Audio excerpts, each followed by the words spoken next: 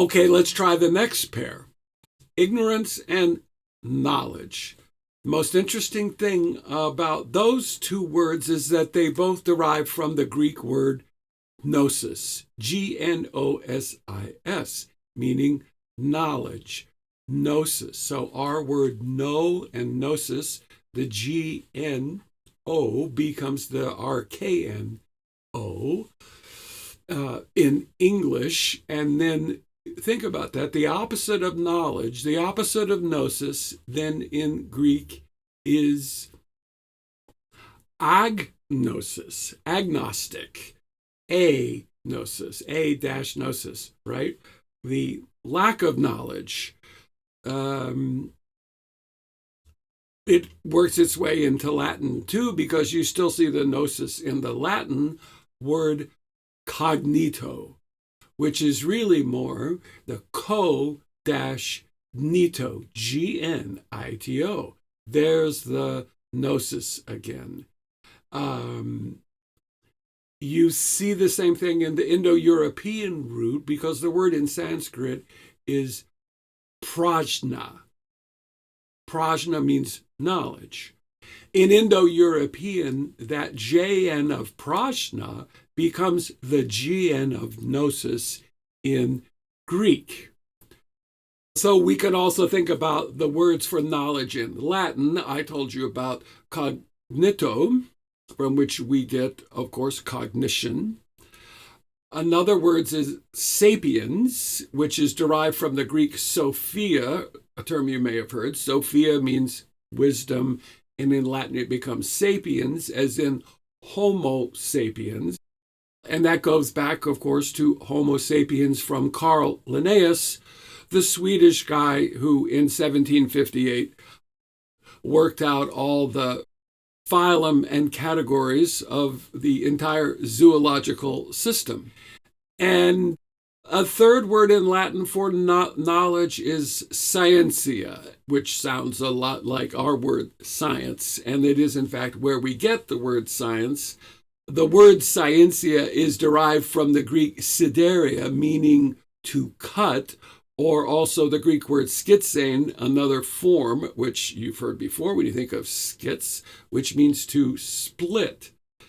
So scientia is sort of a form of knowledge made by cutting, made by splitting.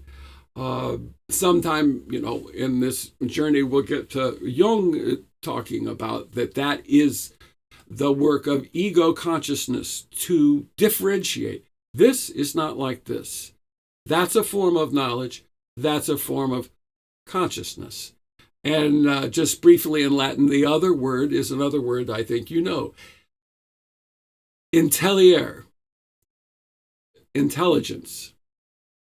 But in Latin, intellegere. The legere is the verb in Latin for to link together, to put things together, as in ligature, like a rope, right?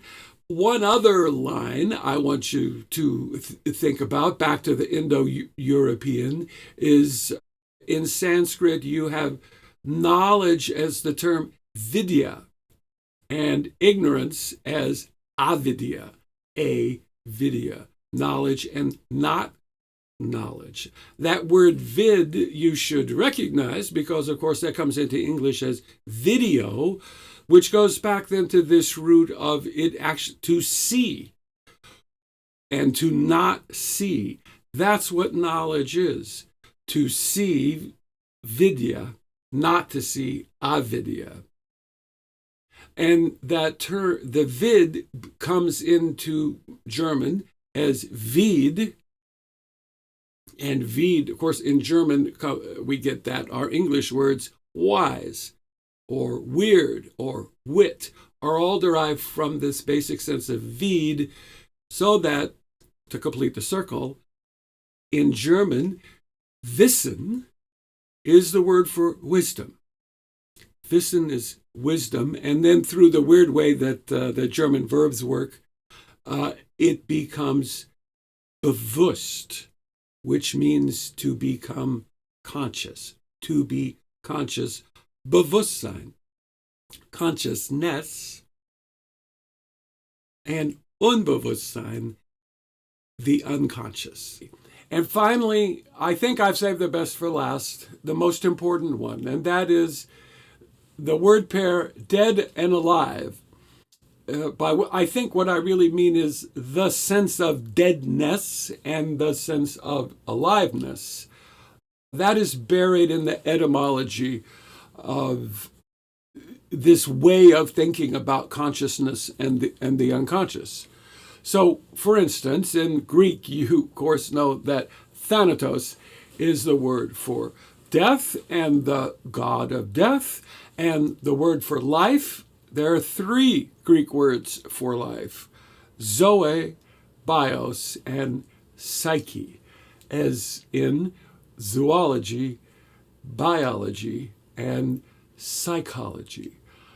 I want to come back to psyche in a minute as the Greek word, because in the Latin, of course, you know that death is mortem and life is vita, right? Mortem and vita, which is pretty direct from in Sanskrit, death is mrtyu, M-R-T-Y-U,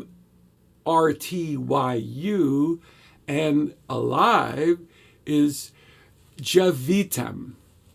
And there's the vitas and there's the mortem, coming sort of straight into Latin. That sense of aliveness and deadness, now we go back to psyche, because that's another way of thinking about it. What is there's another word in the Indo-European for alive. It's not only javitam, it's the word Atman. And that had the history and idea of Atman is sort of all over the place. In Hindu mythology, Atman is a being, a person.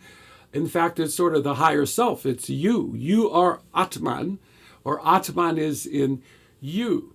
Now, where do we get the word atmosphere?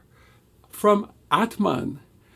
An atmosphere in the sense of air or breath. That's what Atman. And so it's this, again, visceral, primordial feeling of life and death.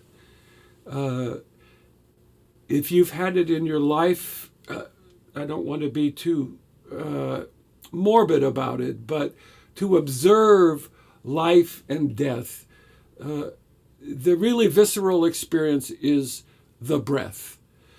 There's a deep sense that when a person is breathing, there is aliveness. When a person is not breathing, there is deadness.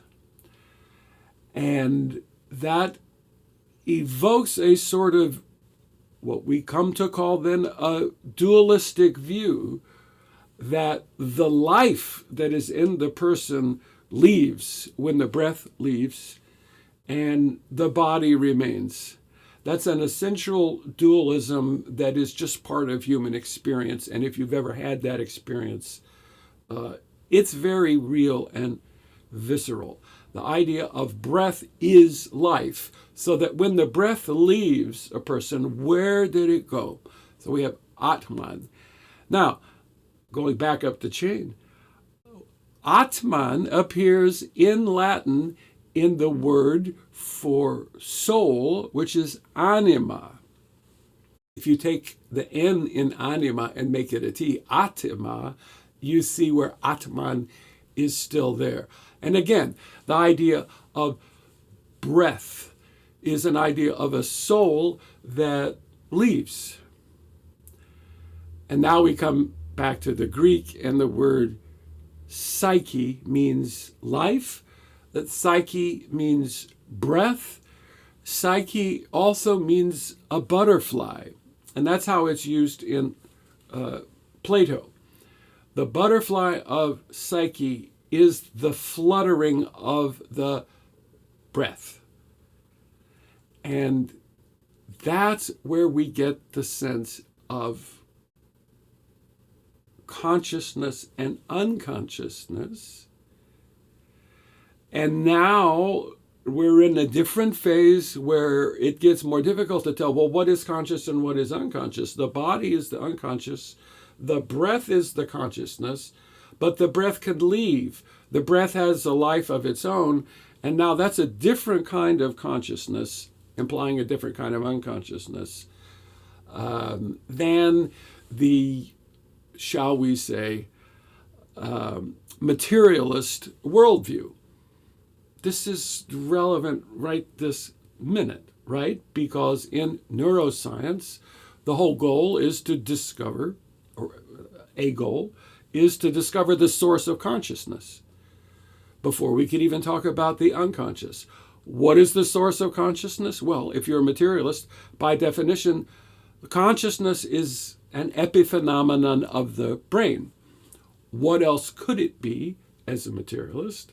Consciousness is located in the brain. And we're back to no one can locate where consciousness is in the brain. And there are theories about information systems and other things about the neurons firing as a sort of emergent phenomenon, right? It's like we know that one neuron is not conscious. It's just a cell.